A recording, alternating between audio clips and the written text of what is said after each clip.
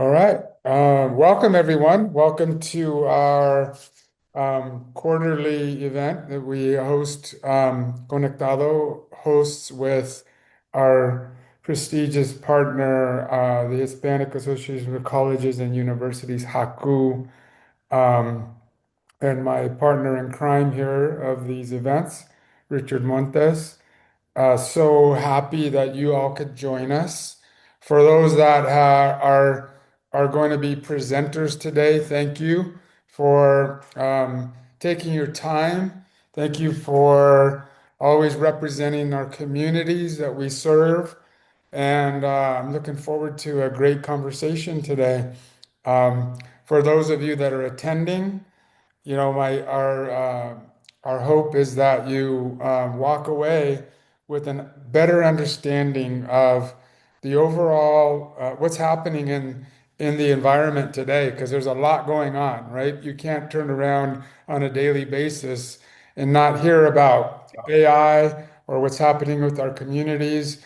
And I think it's really important for us to connect all those dots, aka conectado.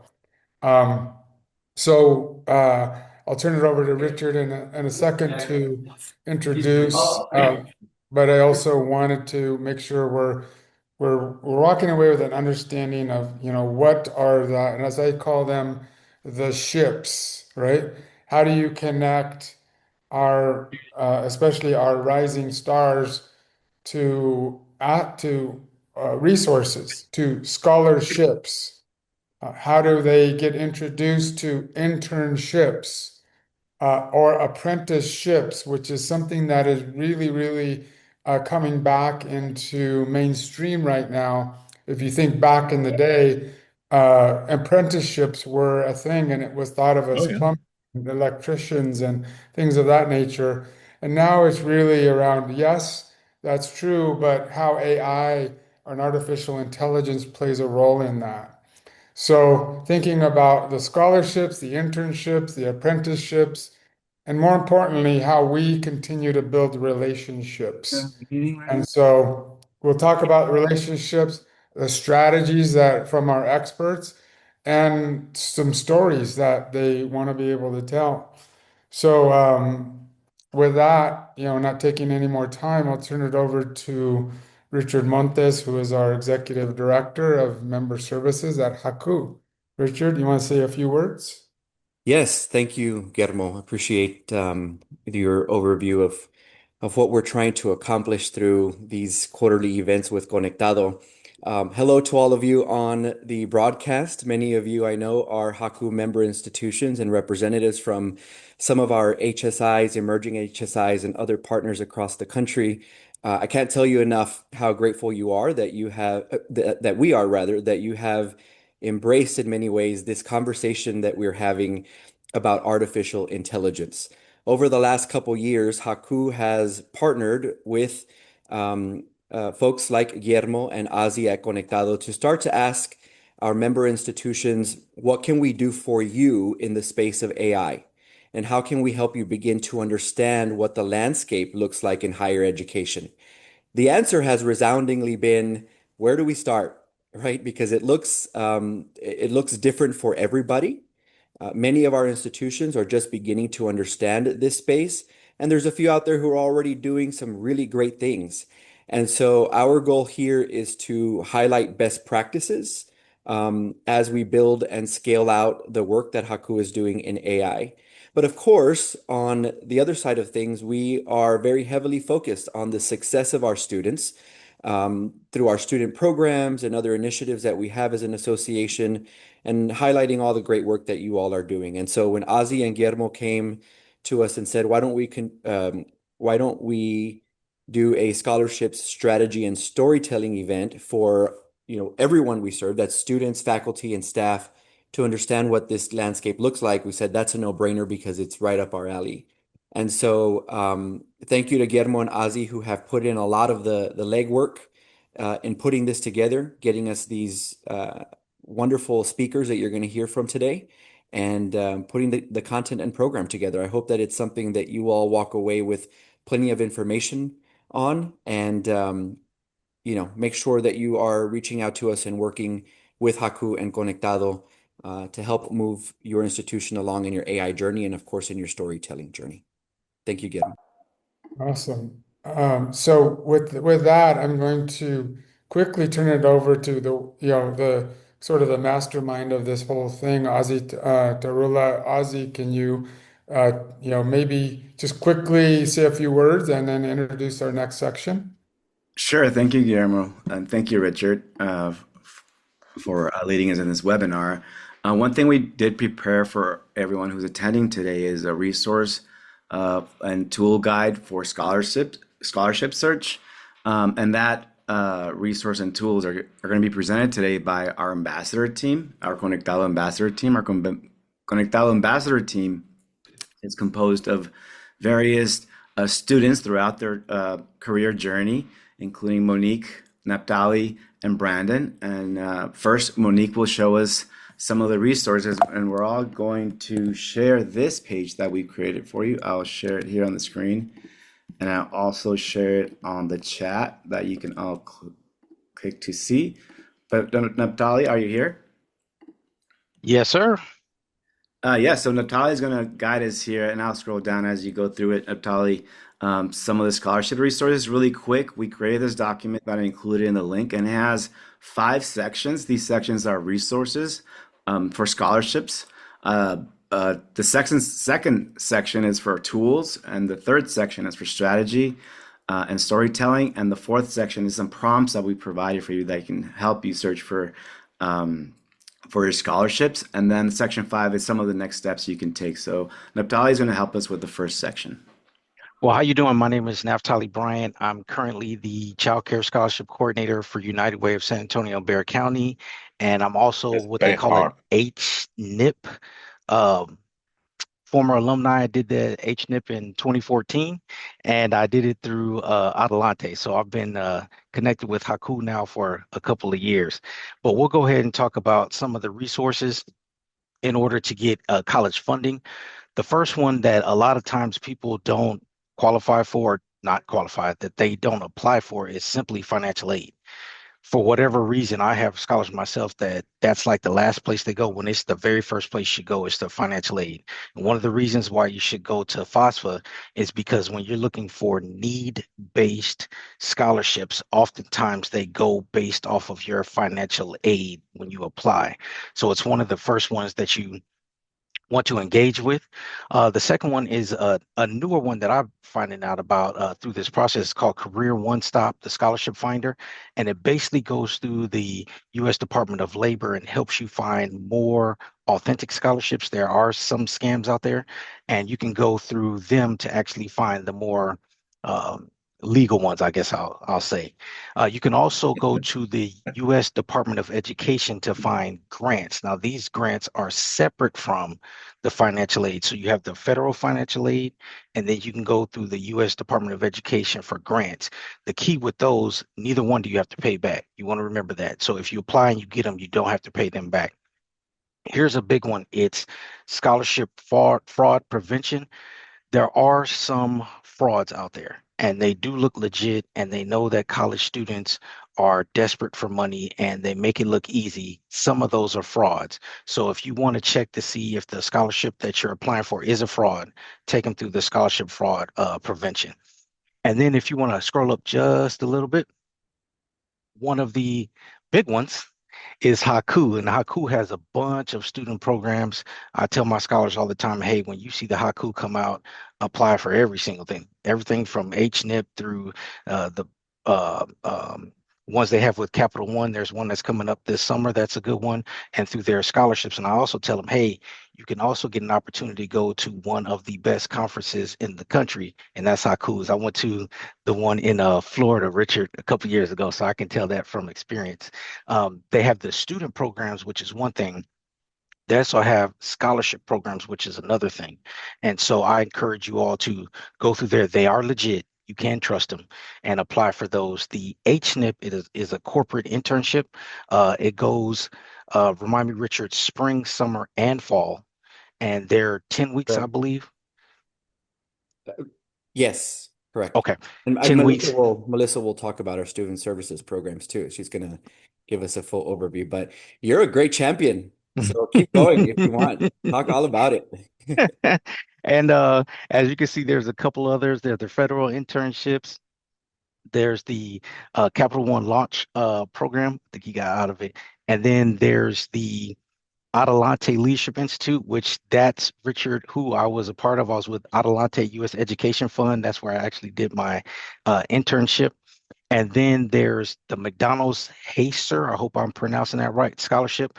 That's up to 100,000, and that's renewable. Renewable basically means you apply once and then whatever stipulations you need to keep getting that scholarship. Sometimes that's turning your grades and stuff like that. You'll be able to get that one scholarship, but they'll keep renewing it every year, so you only have to apply once. There's a Maestro's Careers Cares Foundation. That's up to $8,000 a year. All of these that you're hearing, some of these are renewable and you can stack them on top of each other, right? There's the H Tech Foundation. That's up to, looks like $5,000 for those in tech. And if you want to keep scrolling,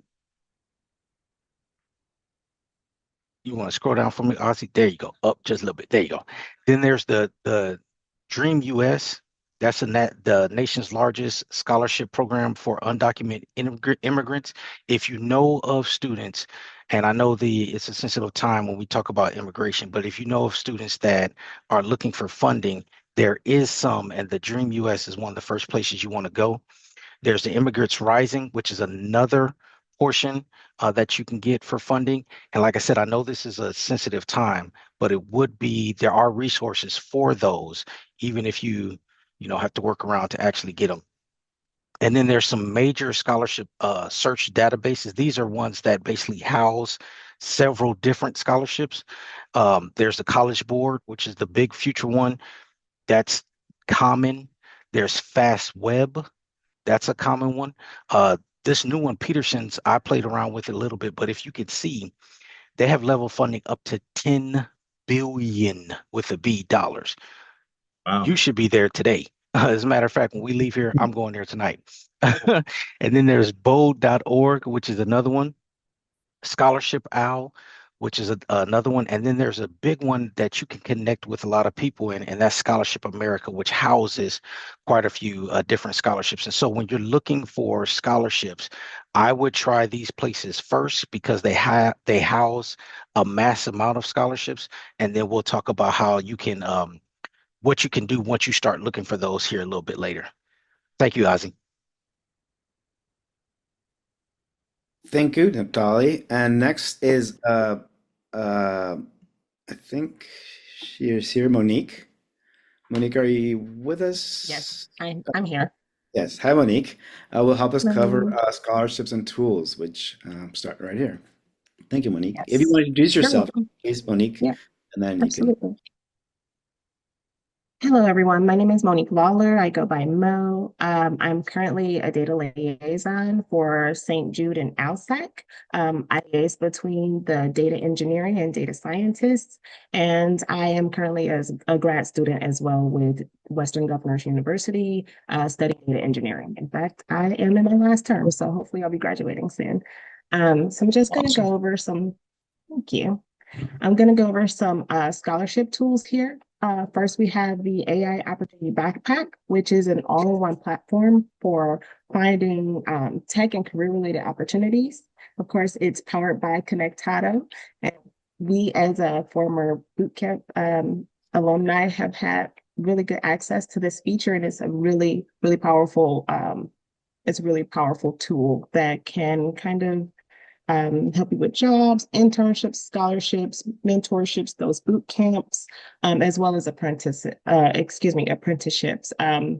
It features career AI compasses and personalized guidance based on each student's skills. It will give you like this questionnaire as an assessment to kind of figure out what scholarships can help you, what kind of internships you may qualify for, and things like that.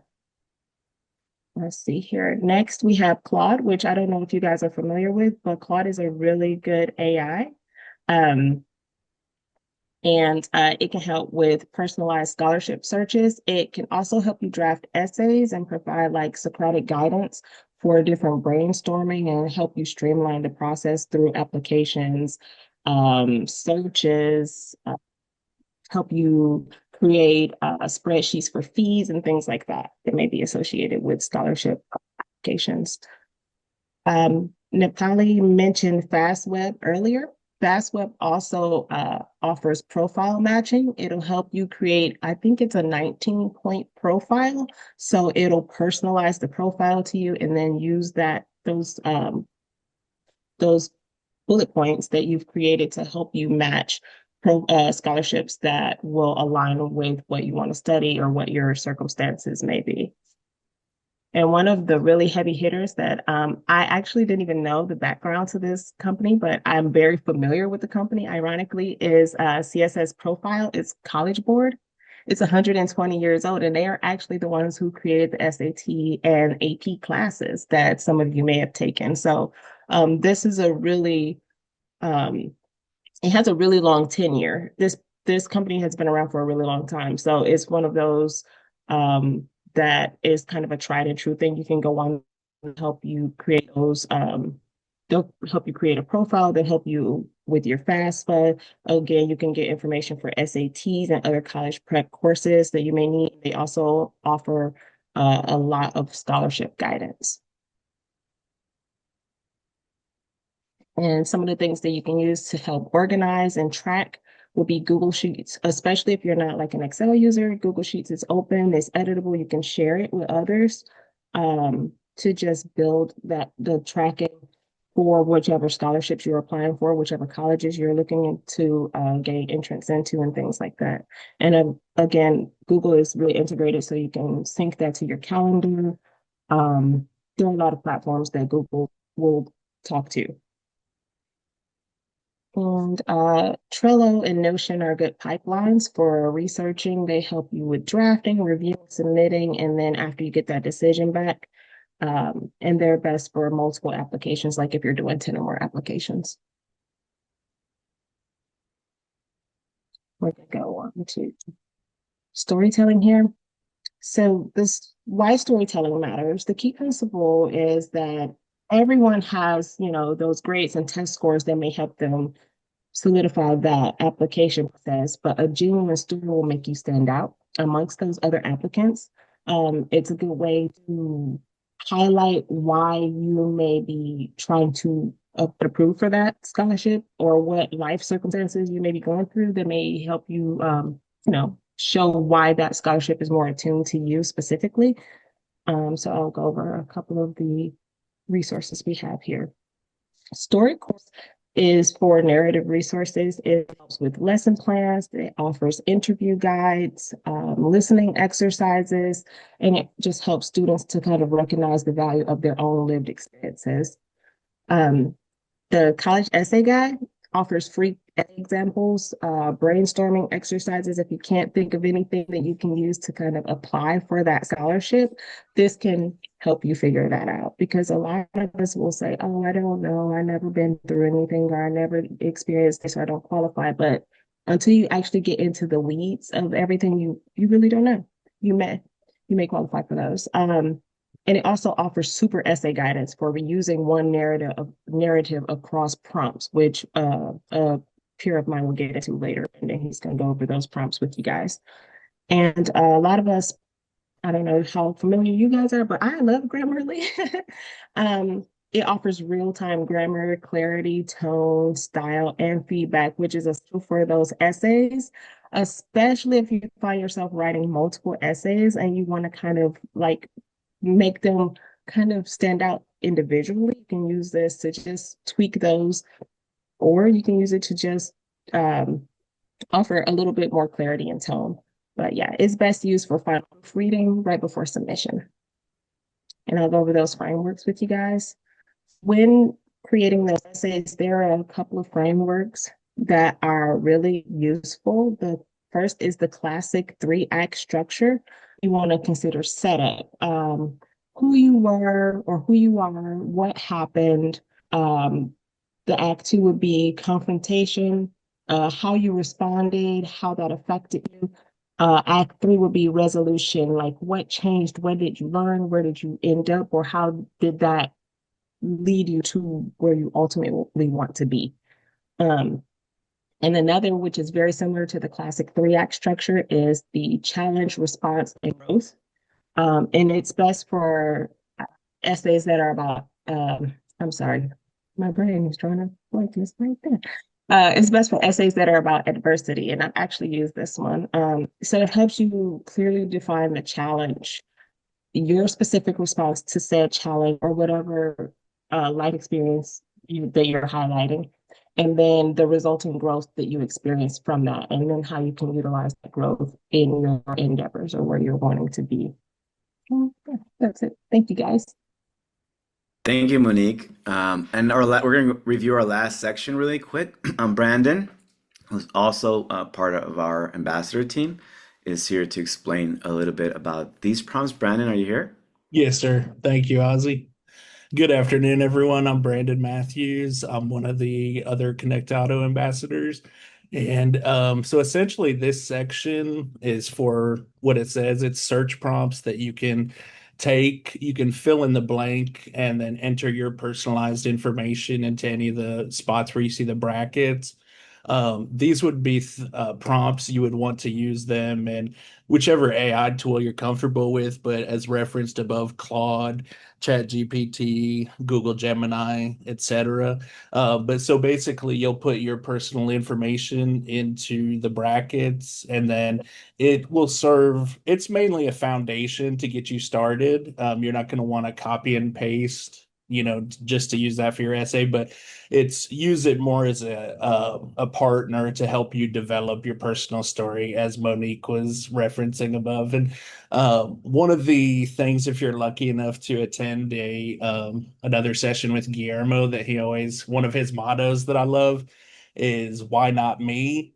This is essentially where you're expressing that why not me and why it should be you. So use these again, don't copy and paste whatever, work with the AI to develop it, to really express your individuality and to tell your story, why it should be you and why not you.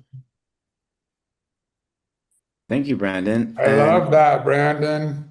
Yes, sir. Someone's gonna do it. Why not you? Right. Right. And why not John, today? John Canella knows that. I burned it into his head. so yes, as Brandon explained, these prompts, are here to get you started in your search for scholarships or to help you tell your story. But take this as a starting point, and there's a lot more to it. And we have, of course, an entire booth to help you really get down to these prompts and these creative thinking and such. So again, this is just a preview of what you can do. Some of the key takeaways from these or next steps for everyone here is do your own research. This guide is just to help us get started the conversation, to give you an idea that there's a local, federal, and community opportunities out there. So do your own research. Of course, the AI Opportunity Backpack, all of this in our next version will be included in our AI Backpack. It will help you find scholarships. It will also help you manage them, manage the scholarships and organize them. And then just know that this is continuously changing.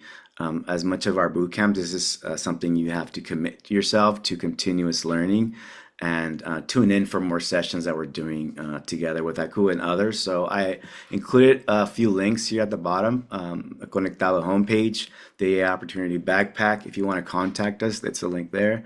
And if you want to visit HACU, you can see it there. We made the link available in the chat, and we'll also have a follow-up email that will have access to this guide. And if you have any feedback on that, on any of this guide and how we can improve this guide, please let us know, email us or let us know. So thank you, ambassadors, for presenting the information and helping us gather all this information. We will continue to improve this guide for you all. And Ozzy, you might want to repost that in the chat because it looks like some folks couldn't get into it. Yep.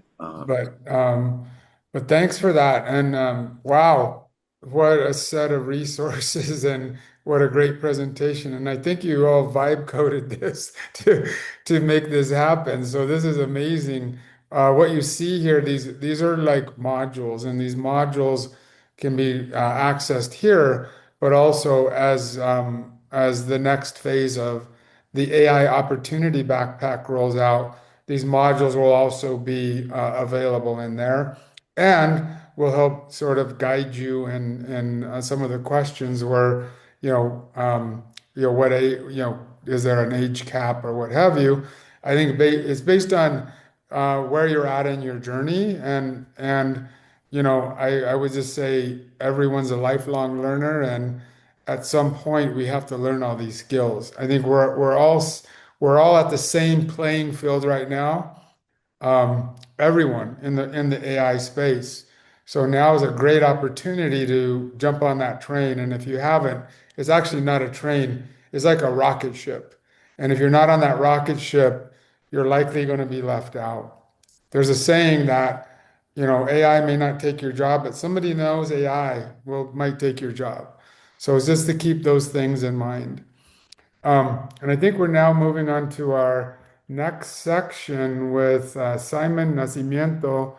Um, Simon, are you there? Yes, I am here and I'm so excited. I'm hanging out with my favorite kind of people, people that are out there giving tools and resources to help people invest in themselves through education, which is the best kind of investment one can make. And I wanted to start by just saying to everyone who did join us today, thank you and congrats, because in terms of showing up for yourself and building a toolkit to make sure that you find success, you're doing it already. Look at you.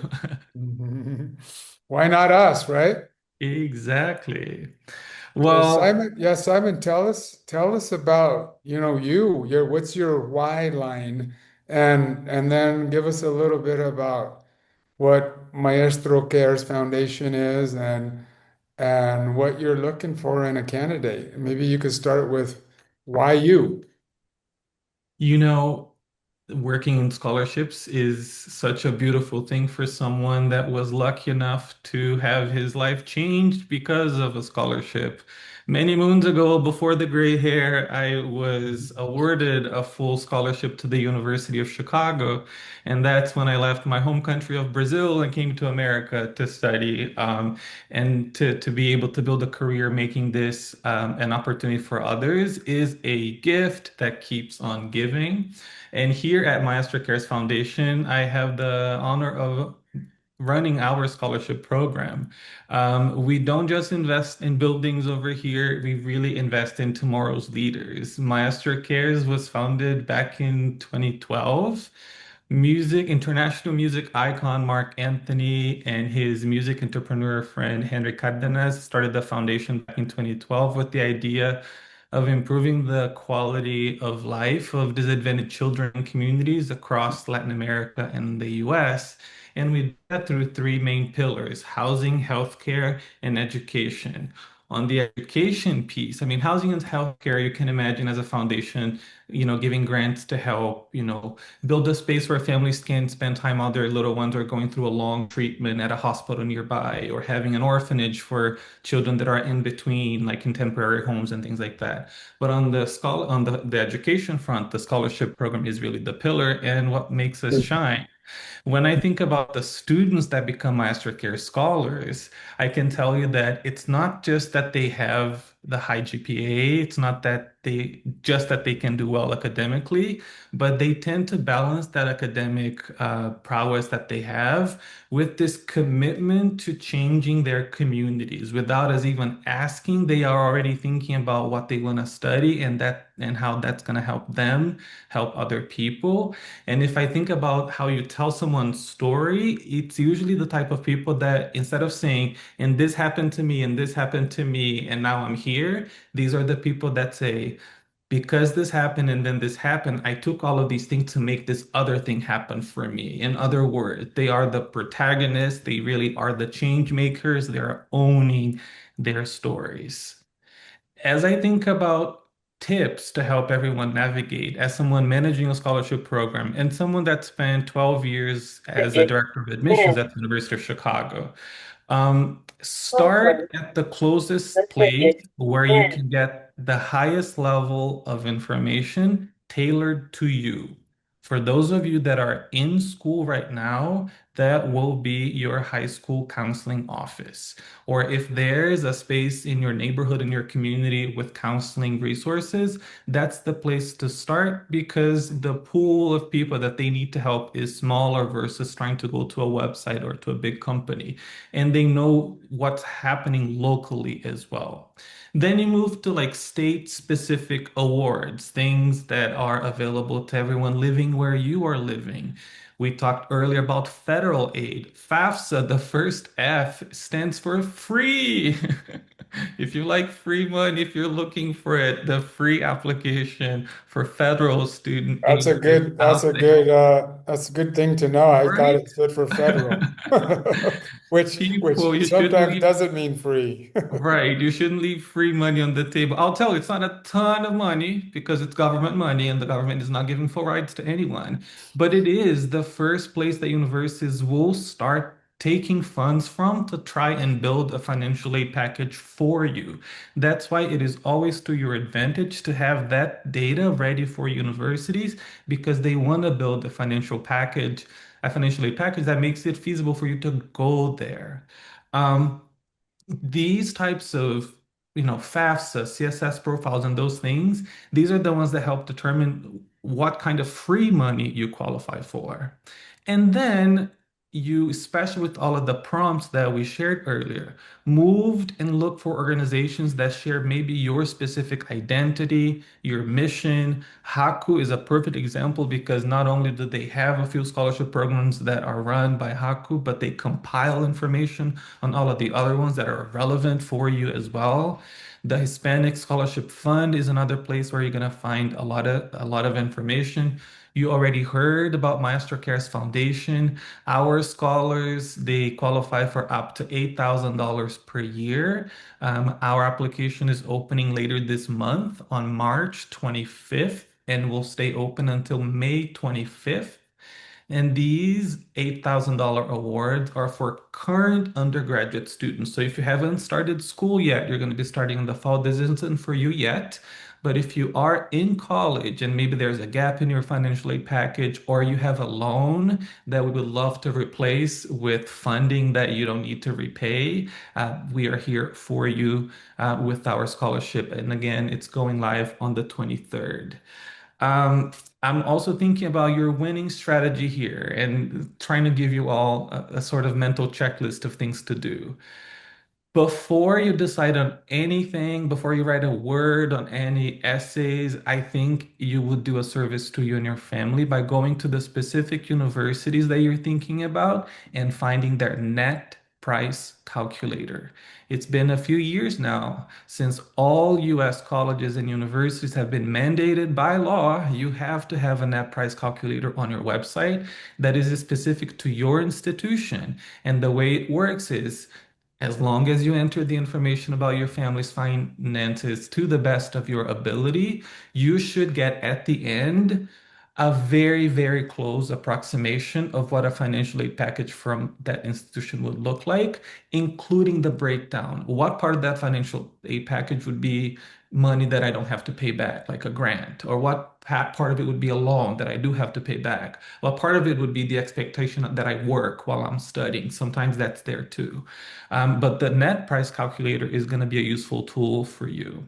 What to Yeah, expect? Simon, Yeah. can so on the net price calculator, is that something that I have to go to a specific site or your site Every or college has a specific one because uh-huh. it is tailored to every university's specific way of putting together financial aid packages. Could you also, as we're talking about, AI and I think it was Brandon that showed some cool prompts.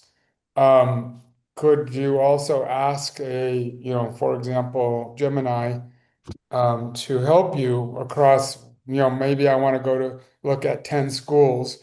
Is there, yeah, have you tried that as a way to look at it, or is there, I bet that some um, people trying it out there, and that would make things easier, right? If there is an AI agent or something, a tool available where you can test the net price calculator across the different universities. I'm not aware of it. It would be helpful, but I also completely understand the need to keep the net price calculator in each institution Mhm. because the way that the University of Chicago put their aid package, calculated the demonstrated need, and covered aid is very different from how not incredibly different, but different enough from how Northwestern or the Mhm. University of Illinois at Chicago and all these different institutions across just one place do it, as you imagine, across the nation. So that's why it's helpful, and it was mandated by law for each university to have one. So the output is also very specific to what they can expect from that place. But please, Guillermo and others, if you find a tool to like, it is not fun to go and do a form 10 times. I heard by the end of this session, Brandon will have an AI agent to do that. That's what I heard. I say it's not fun to fill out a form 10 times with the same information if that's somebody there to help. But do expect these things. Like it's a process. There are many pieces to the process. The application itself is a packet that you're sending to admissions officers with a story. Some parts of the story are told by you, but honestly, most of the story is told by other people or numbers, right? So that's why the more important the essay becomes, because that's one of the few pieces where you are telling the story. But in the application package, you find transcripts, recommendation letters, the essay. If I would recommend that you start early, that you pay attention to deadlines, especially when it comes to funding. Sometimes you have deadlines hitting a full year before you would even step on campus. And that's why starting early is always going to be helpful as well. Before I get into like a few like final tips and essays and things like that, I wanted to say that this is a family project, so you should talk about this as a family, especially because it is a financial investment and conversation for the family as well. Affordability is real. You want to be looking at places that you can actually go to if they offer you admission. Sit down together, discuss even money. For some of you, it might be the first time that you talk money with mom and dad, but it's okay. It's part of life. But do have that conversation. Now, don't have that conversation every day of the week. I find that this is when parents and their teenage kids really distance from each other at a time where they shouldn't be creating distance. But maybe a good strategy would be to pick one day of the week, like on Mondays or on Wednesdays, we talk college. And that's the only day you are allowed to touch the subject, especially for a parent here. The other days, you talk about many other things, but then you have that one day where you talk college and resources. Um, when it when it comes to essay writing, I am curious to the questions that we're going to. I will just tell you, if before AI, we admissions officers could already tell when someone was copying something or when something wasn't original to that person, we already had the skills to detect that it wasn't fully like a human experience before AI even showed up in the picture. So making sure that you're really focusing on your story, your narrative. And remember, like, why are universities asking for pieces of writing in the first place? Well, right. Really? Well, that they want to see it. Like that's one of the basic reasons. Like if you can write, if you're telling me that you can do this, I'm going to see that. But the other thing is like as a university, I'm trying to imagine like would this person really like it here? If they were to go to class, what would they be like in class? What would they sound like? What are their ideas like? We don't have answers to all of these questions as admissions people. You don't spend months with people to get to know them, but you can get to know someone's like way of thinking, how they engage with ideas and other people through the writing. And that's the most important part. When it comes to, I love that someone talking about scams earlier, because like when it comes to some of the things to keep in mind as well, and how to increase your odds and not to fall through the cracks. Um, how to avoid scams. Financial aid is usually an investment that people are making in you, like very conscious investment. That's why if you have to pay, I would usually walk away. Right? It is if a site is asking for a processing fee and guaranteeing an award, I guarantee you that what you are doing is guaranteeing their bank account has funds that they're going to do for something else. Don't do that. So even colleges, we have this conversation because the CSS profile, which has been around, Mo, you mentioned, for a long time, which is a form that universities do use to calculate financial aid, is a paid form. And it's so strange to ask people to pay money to ask for money. So you're going to see even the forms like the CSS profile going away. Many universities already don't use it because of that strange idea that you would pay money to ask for money. What's the real cost? Cost of attendance. Attendance is not just the cost of tuition. Think about all of the things that directly show up on the bill, but also the other things that they don't bill you directly, right? The books, the weekend, the trips, the personal expenses, all of the other things that will go into the cost of attendance. And pay attention if the university is calculating those things or not when they're telling you that they're covering 100% of the cost, right? Because maybe yes, if you didn't have to eat or do all of these other things, right? Room and board books, even travel home, sometimes universities will include. So really understand the cost of attendance to understand if it's a good option for you or not. And with that, I'm gonna just mention that maestrocares.org is where you're gonna find our scholarship application once it opens on March 25th. And I'm gonna pass it over, I believe, Hey, Simon. Melissa. Yeah, Simon, before you do, can you maybe leave with one kind of final word of like, okay, you made this journey. Like, what do you recommend? Like, very succinctly, what would you recommend to folks on this call, or if they're parents, what do you know? What's your takeaway? My recommendation is to be excited to expand your horizons. It is hard to imagine of things that no one around you and your family have ever done, but they are out there and they exist, including these opportunities.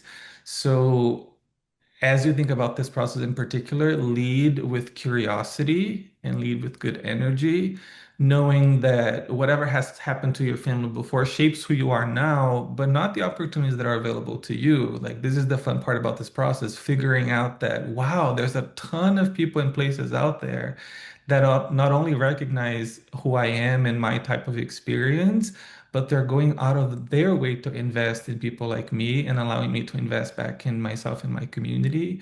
So lead with that kind of thinking, understanding that there's a lot out there that you don't even know that's available to you, and be excited. Thank you. Thank you, Simon. Great information, and I'm sure we will do this again and get more insight from you. Thank you so much. Up next, we have Melissa. Melissa? Yes. Good afternoon, everyone. Am I coming through clear? Just want to make sure. Yes. Sound But good? so, my name is Melissa Morales. I am the Executive Director for Student Success here at HACU, and here to share some important and exciting opportunities that have been mentioned or alluded to earlier, to give you some details to put on your radar, your schedule, and your reminders list. So that way you are taking advantage of today to not just help you navigate the process, but also inspire you to take action even today, right? Like Simone mentioned, the fact that you're already taking time today to invest in yourself by upgrading your skill or even your awareness speaks volumes, because you're already saying I'm worthy of being of investing in myself. And I always tell students that one of the ways that you can help others convince them, right? Because it's not just a matter of sharing your story, but also help them see like, hey, I see it too. I hope that I'm conveying my message in a way that you can see it as well. So going to jump into the resources here. On your screen, you see that there are several different opportunities geared towards student programmings and student services. Everything from scholarship opportunities, which I have some great and updated, exciting information on that here at HACU, to internships and even professional development or leadership development opportunities. So that way you get a little bit of different elements about your personal journey, but also your professional journey here at HACU. So I'm going to start off with the one that usually gets asked the most is, what are your scholarship opportunities and deadlines? So our scholarship process runs usually in 2 cycles a year. We have most of our scholarships are going to be offered for the fall semester, but you would basically start applying in the spring semester. So right now, our fall applications are open and the deadline is May 15th. Once you get your resources, you'll be able to go directly to our scholarship program, and you'll not only see the deadlines, but you will also see the different opportunities and offerings that we are offering. As of right now, we have 3 scholarships listed, but we just got final approval for 2 more, and we are in the process of getting 2 more agreements across the board with our corporate and our foundation partners. So one thing to know about HACU and the scholarship program, we work directly with corporations or entities that, as Neftali highlighted, very important. Make sure that you're not, wasting your time in scams, because trust me, as someone who has, even before AI or before search engine optimization was ever a thing, had to learn the hard way, not necessarily giving my information, but losing time and effort into scholarships that weren't a thing, only to find out that, hey, I could have saved that essay energy for something more legit. So you'll see our partners there and all the information criteria. I saw in the chat that someone asked if there's any age limitations. All of that information is actually in the on the scholarship website as well, to let you know who is eligible and who is not. And good news, it's not by age, it's actually by your class level. Whether you're a senior.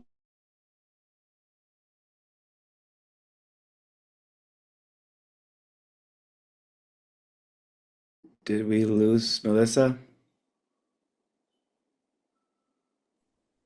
Yeah, I lost her audio as well, Ozzy. Hi, Melissa. I'm not sure if you can hear us, And but service optimized, you only have to submit one general application, and on our website you will also see that that link to submit to the website. You only have to submit one application, and if you match to any of the offerings that we have, you will be notified, so that way you can complete the specific steps for that scholarship. Okay, so you only have to submit one application. The system will match you to the other ones, and then it could be one additional click to put your name in the hat for that particular one, or one additional small essay to get you in the running for that. The other thing that I also want to highlight and echo what our alumni Neftali said is about the importance of applying for FOSFA, because some of those scholarships are merit-based. So there are opportunities to not just get the base scholarship award, but we do have merit-based scholarships that we do need to confirm your financial aid eligibility to ensure that you're not getting over-awarded. But based off your cost of attendance, you might be able to get the maximum award if it varies. So again, it's not just something that you're doing for yourself or to make sure that you are optimizing your grants and your scholarships at your institution that you're attending or wanting to attend, but also optimizing your scholarship funds that you're applying for, because there's a lot of scholarship programs that are need-based, and we do need financial aid information to confirm if you're eligible just for the base award or for the maximum range. So again, scholarship opportunities are there. Deadline for fall is May 15th, but like I mentioned, go ahead and bookmark that page.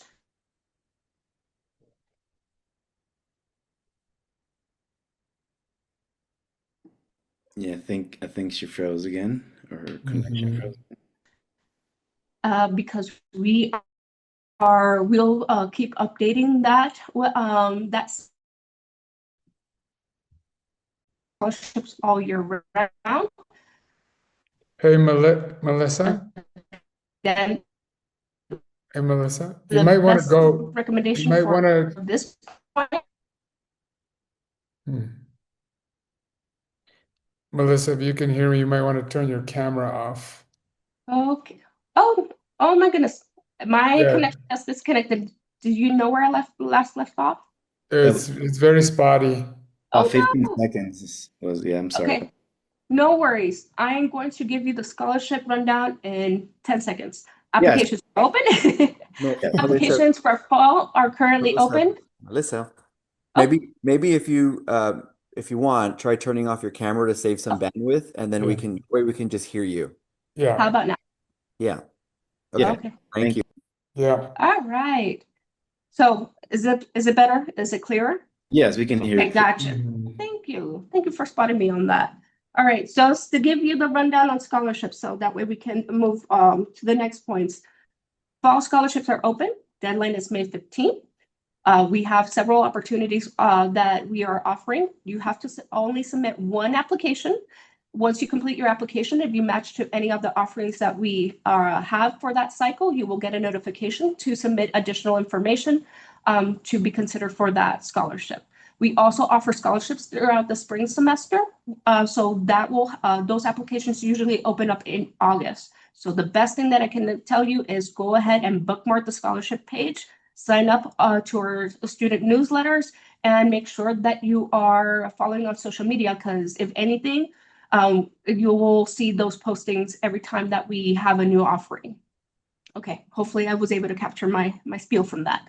All right. The next thing that I would like to highlight is our internship programs. We have amazing opportunities both on the corporate internship side and the federal internship side.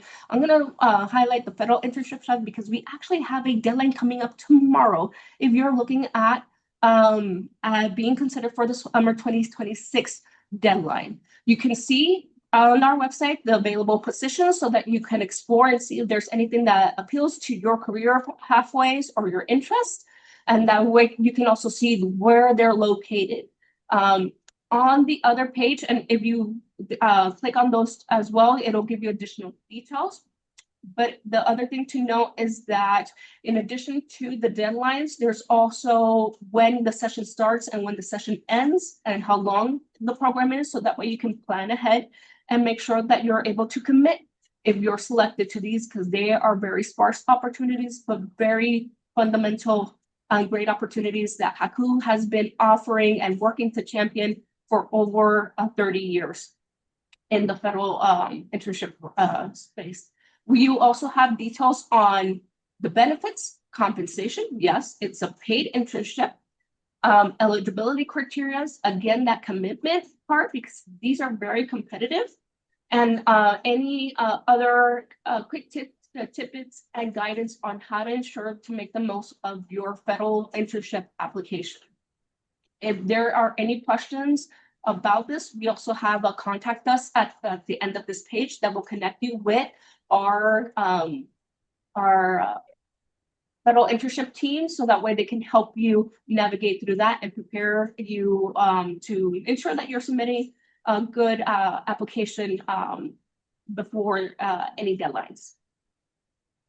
The other opportunity that we offer is through the corporate program. Now, corporate HNIP is a new element that branched off of our federal internship program, where it's basically helping you prepare for your professional journey, providing you networking opportunities, professional development opportunities, resume building, and really enhancing your professional pitch, right? Even before you graduate, so that way you are making sure that you're being competitive for other corporate internships, or if you're ready for that first job out of college, or if you're looking to kind of transition, and especially for students that probably are in the midst of changing their majors or their career pathways, this is a great opportunity to go ahead and prepare you for those transitions. As you can see there is an application. And the website will also give you the eligibility criteria to help you understand how to go about the application process. Okay, now this is year round, but we do offer information sessions for our internship offerings. So again, follow us on social media, on our student newsletters, or feel free to reach out at any time. We'll be happy to provide you information that you need specific to your needs. I think I saw a question there in the chat about can a non-Hispanic student apply to any of the scholarship mentions that we offer at HACU? Yes. The important thing is that in order for students to be considered for HACU scholarships, if they want, in addition to meeting academic criteria, they have to be enrolled at a HACU member institution. Okay, so that is one of the key criteria.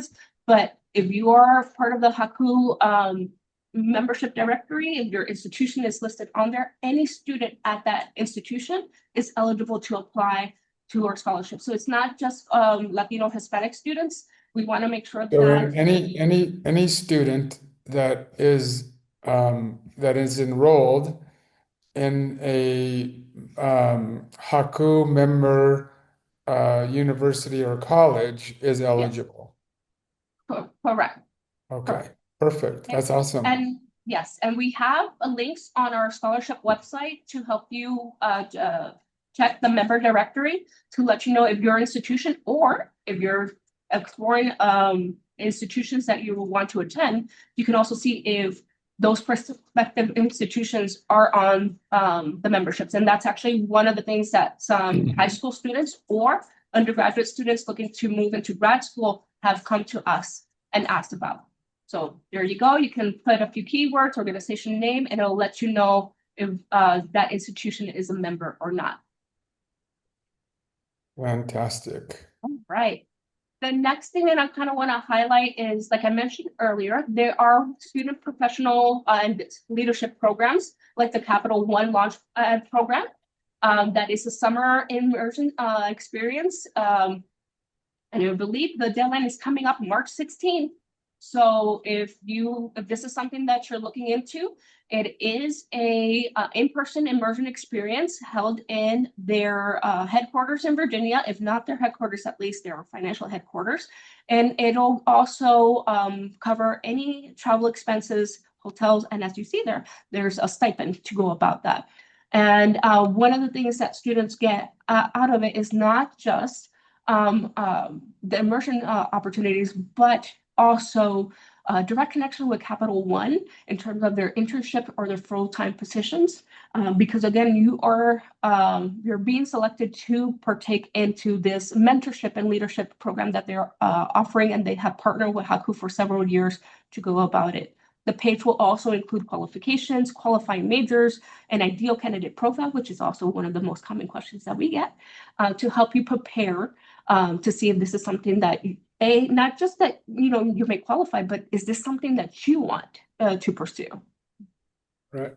And the last one that I want to highlight before switching over to my tips and guidance is Voces Nuevas. So Voces Nuevas is a HACU leadership opportunity that is held 8 months out of the year, where it's mostly online. We provide a curriculum, but this is your opportunity to be considered as an ambassador in training for HACU, right?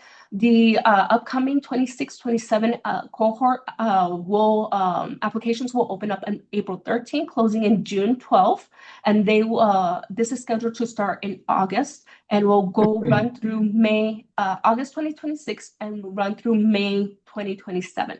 Okay. One of the additional benefits of this, in addition to your leadership and career development access, is that students who are selected will also receive sponsorship to attend the Adelante Leadership Institute, which is our annual conference that we hold every year, and that Neftali, again, highlighted so much as, yes, one of the best conferences, if not the best conference nationwide, but where we expect hundreds of students, between 700 and 800 in the average in the last 2 years, that attend from all across the United States and Puerto Rico. So it's a great opportunity to connect with other students, to connect with employers, both federal and private, and also connect with like-minded people to help you inspire each other.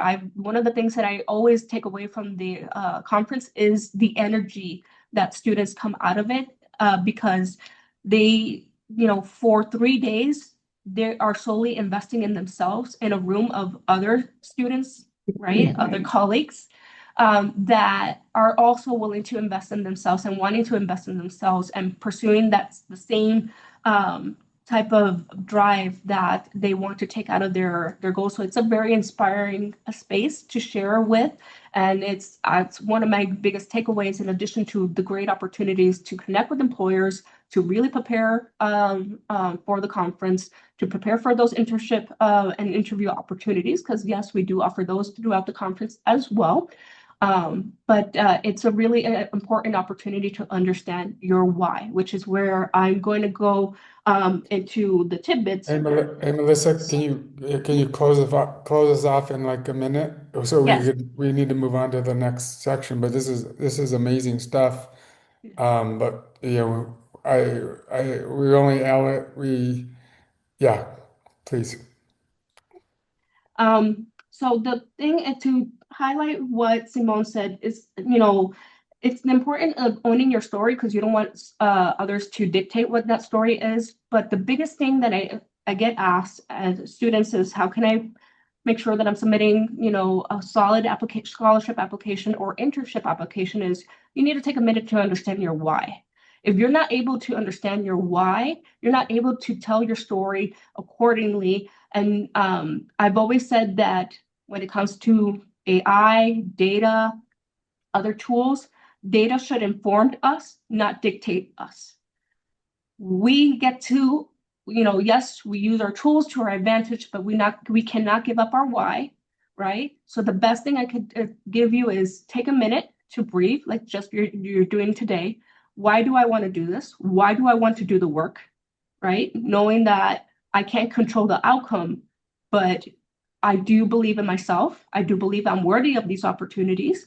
And if it's not this one, then maybe the next one. But I'm going to keep going forward because I believe in my why. I believe in owning my story. And I'm going to, I'm going to make sure that eventually it might not be a direct pathway, or it could be, right? But I am going to accomplish what I set out that I wanted to do for myself. So that is the best thing that I could tell you is, wrapping everything up is really owning your why and making sure that you get to dictate the story how you want it to be displayed for others. Because at the end of the day, you're basically pitching yourself to strangers for internship opportunities or money. So, Sounds great. All right. Well, thank you, Melissa. Thanks for that overview. Quite a lot of things. And if you're looking for, I think, federal opportunities, you better look quick, because it looks like tomorrow's a deadline. Um, so with that, let's move on to one of my favorite people, and have a student perspective, a lifelong learner right here, John Canella. Um, and John, I want to kind of hear the story. What I would ask everyone is that we have some time allocated for questions, but we're going to kind of run up against that. So please pepper your questions while we go, because I'm not sure we're going to have a block at the end. So let's integrate those two things. So so John, give us give us we always talk about this. Why? Yes. Right? Give us your why, and what, why not Yeah. you? Why? Yeah. Well, thank you for the opportunity to speak to everyone here. My name is John Canella, and my purpose is to inspire people to see the light that they have within themselves and to empower them to realize their fullest potential. That's why I do everything that I do. To give you a little bit of background, I'm the first generation to be in the States. My family's from the Dominican Republic. I'm the oldest of four. And I went to the New Jersey Institute of Technology. I studied information technology with a minor in business. And I'm currently a student again at NYU Tandon. I decided to pursue a master's degree in cybersecurity. So I just got admitted. I got the acceptance letter in November, and I just started in January. So super excited about that. You're on mute, Guillermo. and you also work for Google, and you have a few things on your plate. So it's not just it's you're sort of a well Yeah, connected individual, right? So appreciate that. yeah. So what, you started talking about your NGIT, right? If you think back there and even now, what was that journey? And as as an undergrad, Yeah, especially, how do you get access to funds? yeah, Was it easy back then, right? You're kind of older than you look, but I'm just saying. But there's yeah. you went through a journey yourself to get there. I graduated from NJIT in 2015, so 10 years ago now, which is crazy to think about. But when I first applied, uh, it was the only college that I applied to. At the time, I was taking a Cisco Network Academy class in high school, and my teacher motivated me to apply to college. I got in through the Educational Opportunity Program, or the Educational Opportunity Fund. They help students with low economic background, maybe didn't do the best on their SAT scores, give them a chance to prove themselves. I did a boot camp in the summer before getting admitted as a freshman, and I did well and was able to become a freshman and get funding for college. Definitely applied for FAFSA, which came with the Pell Grants and a few scholarships and loans.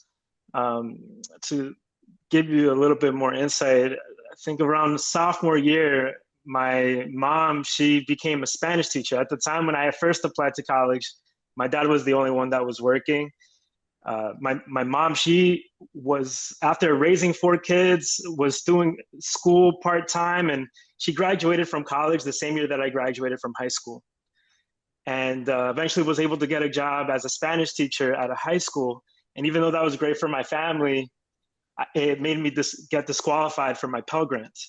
So there was a time where I was like literally living in the financial aid office trying to see how I could get scholarships to pay for the semester, or else I would have to transfer to a community college. And that's kind of how I was able to learn more about the scholarships that were available for merit-based uh, students who are doing well on to be able to apply for a specific major. And eventually I was able to get the scholarship. I even spoke at a scholarship brunch that, to give thanks to everybody who were donating for the scholarships that were going to students. But yeah, without those scholarships, definitely would not be where I am today. Like, what did you like as you're going through that, right? And and you've seen it. You've also mentored and coached other people. Is like, what are some of the lessons that you learned in accessing funds or just finishing that degree? I mean, what were some of the lessons that you took away from that? Yeah, I'd say the biggest lesson is to make yourself known, to be a signal that people can amplify, right? Like if nobody knows that you exist, they don't even know that you need help. And I think because I was consistently going to the financial aid office, asking about scholarships, following up with people, posting about my journey on LinkedIn. I even connected with the financial aid director, like at the time, the director of financial aid at the university. I connected with her on Facebook. I made sure that people knew that all the things that I was doing on campus. I was involved in every organization you can imagine. I was the vice president of the Society of Hispanic Professional Engineers. I was a resident assistant on campus, had a work study job. I got inducted into the Honor Society. So it's like, I'm not just trying to do well in school and then go back home. And like, I was making sure that in everything that I did, people knew what I was up to, so that once I go and I show up and I say, hey, like, this is my current situation, people are emotionally invested in my success. Like, they're like, wait, John, like, you're going through this right now? Like, let me connect you with this person. Let me see who can help you, engineer a breakthrough for you. Because I think that's one of the biggest takeaways is, we're always looking for mentors who could guide us and provide direction, coaches who can show us the way. But an amplifier is somebody who sees you and your potential and can engineer a breakthrough to make sure that you get to where you need to go. So just carrying that concept is like you talk about that as you're going through your student journey, but part of that student journey, and I want you to tell the story about how you and I connected because you were that sort of kind of like pesty little guy that was just like not letting go. But I want folks to, this is part of the storytelling to hear. It's like whether you're going for a scholarship, whether you're going for apprenticeship, whether you're going for that, that internship, the relationship is super important, right? And I think this is the threading that I want you to Yeah, help connect the dots on. 100%. Yeah. So after I got the scholarship, it allowed me to stay on campus. And if it wasn't for that opportunity, I would not have been involved with the Society of Hispanic Professional Engineers at NJIT. And because I was involved with that organization, part of what they do is they try to bring professionals that work in the industry on campus to talk about what it takes to make it. Cisco was one of the companies that, because I learned about Cisco during high school, when it was time to apply for college, my Cisco networking teacher wrote the letter of recommendation for me to get applied to apply and get admitted. And I pursued information technology as a degree because of all of that. So I was like, if I'm going to work anywhere, Cisco is where I want to be. And the corporate headquarters is in Silicon Valley. I was in New Jersey. There was a senior vice president in the office of the chairman and CEO. That was his big title.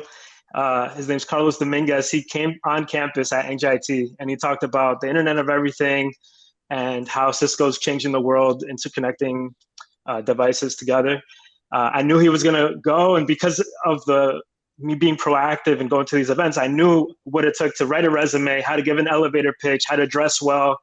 I printed my resume. I gave it to him after his talk. I connected with him on LinkedIn. I told him how Cisco's where I want to be. And he's like, stay connected with me and make sure to apply online for a position. I followed up. I sent him an email with all of that. Some time passed. I went to the SHEP National Conference. At the time, it was in Indianapolis. I was able to get a few internship opportunities because of that.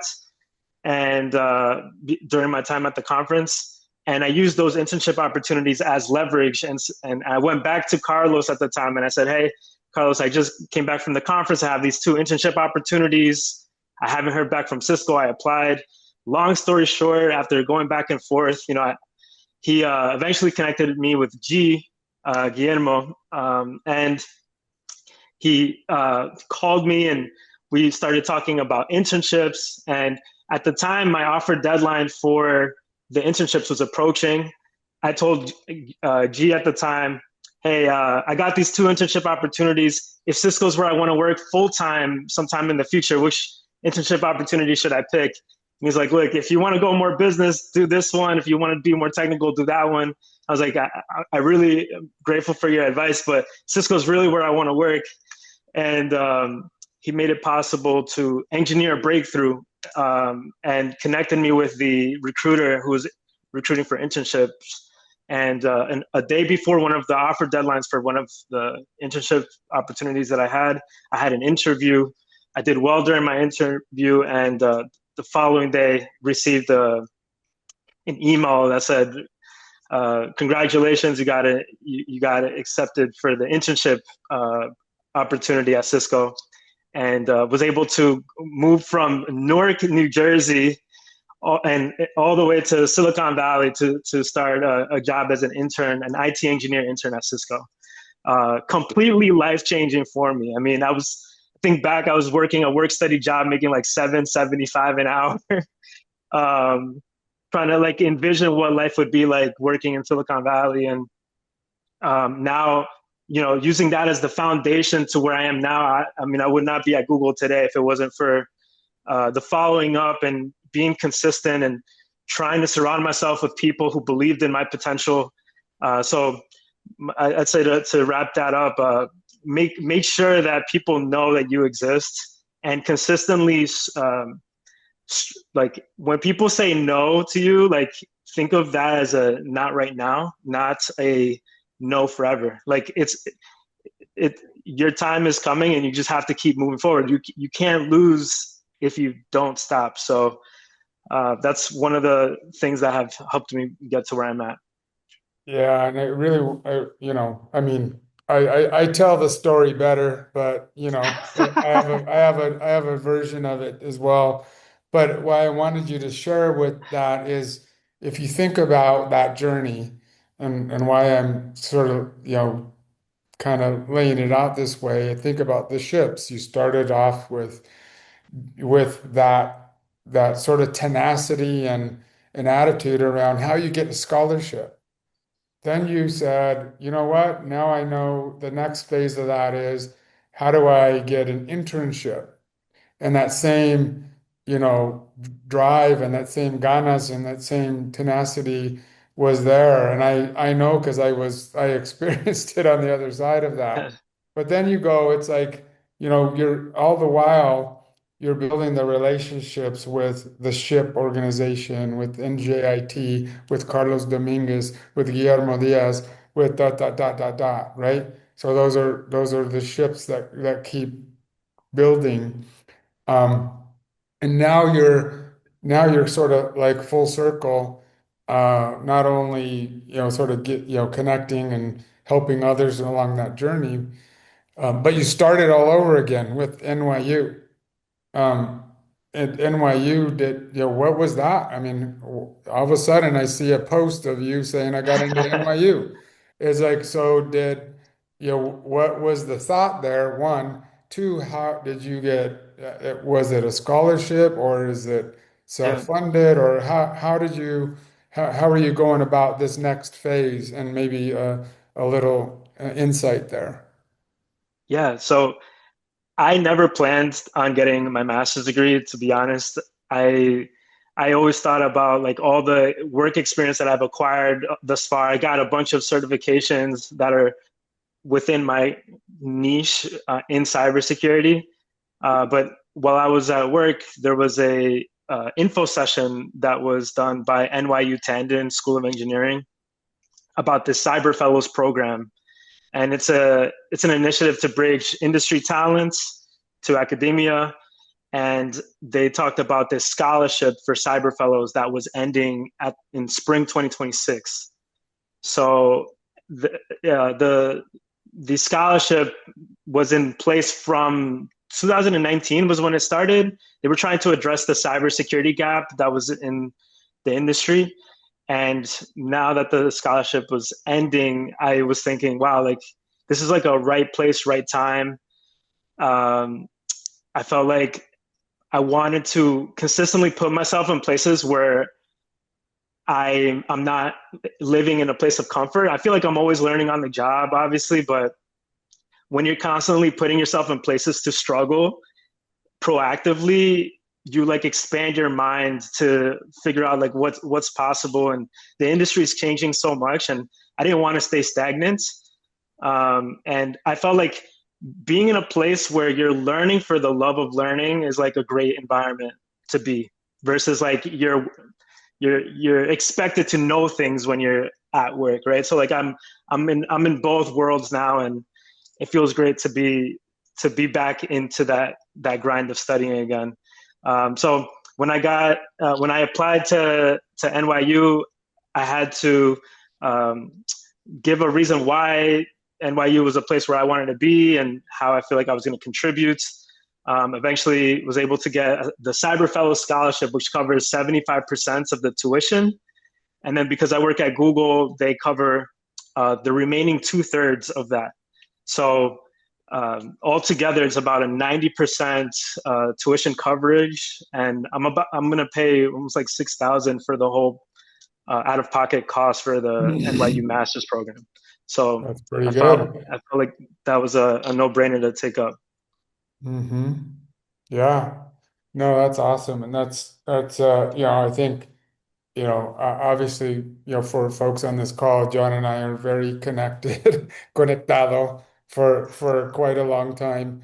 So I've seen it with my own two eyes, and also, I've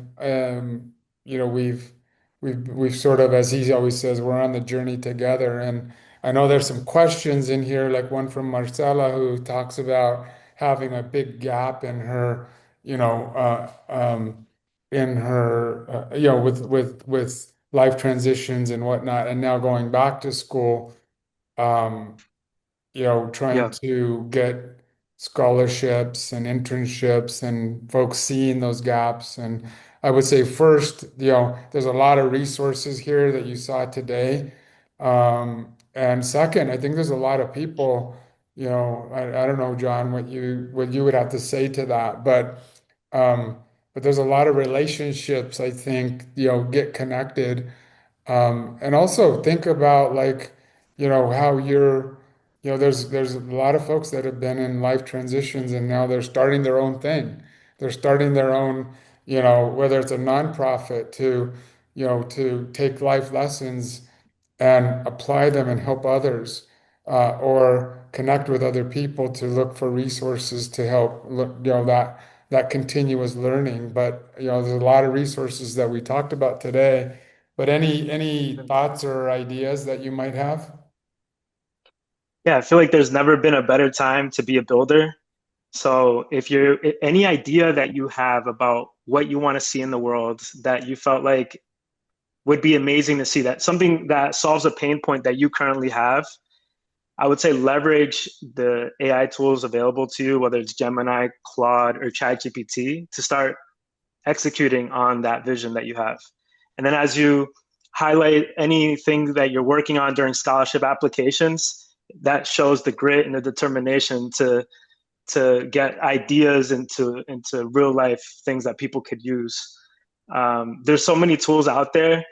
I'd say like Lovable is a great tool. Lovable is a tool where you can, if you have an idea of an app that you want to build, you can vibe code, quote unquote, this idea to life. And I think the journey of working with these tools expand your mind on like what's possible. I'd say also making sure that you surround yourself with people who are already in the places where you want to be. I think it's easier to move forward in the journey when you have when you can see it. I think G and I, we were always talking about, you have to see it to be it. So you don't really know what's possible until you see someone who's accomplished what you're looking to accomplish. Also, so many companies, employers, they also provide tuition reimbursements, or they help pay for college as you're working there. I know like Walmart, Amazon, Starbucks, Target, Chipotle. These are some companies that if you're working there, you can also get access to tuition reimbursement.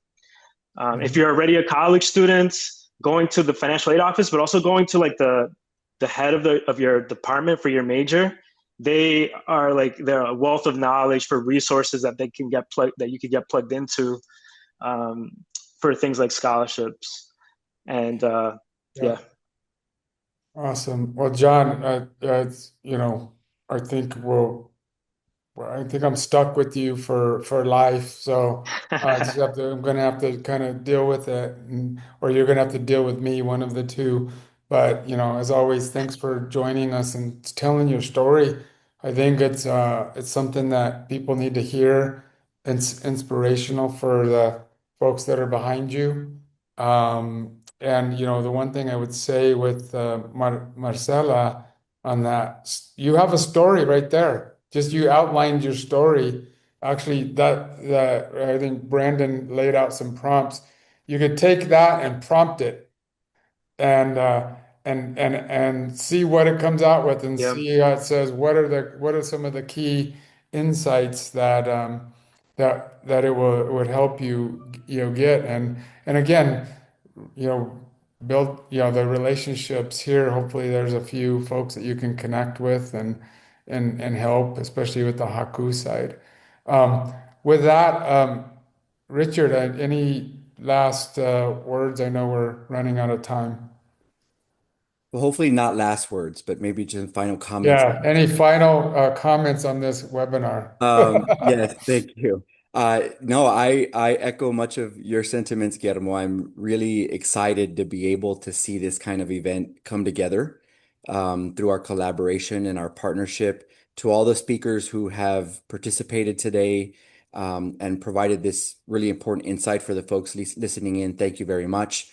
For those of you who, talked about HACU and the programs and services that we offer, not just from Melissa's presentation, but several of you touched on how HACU has impacted your life and your journey at some point along the way. I appreciate you helping us tell that story because it's something that we want to continue to do for a long time to come.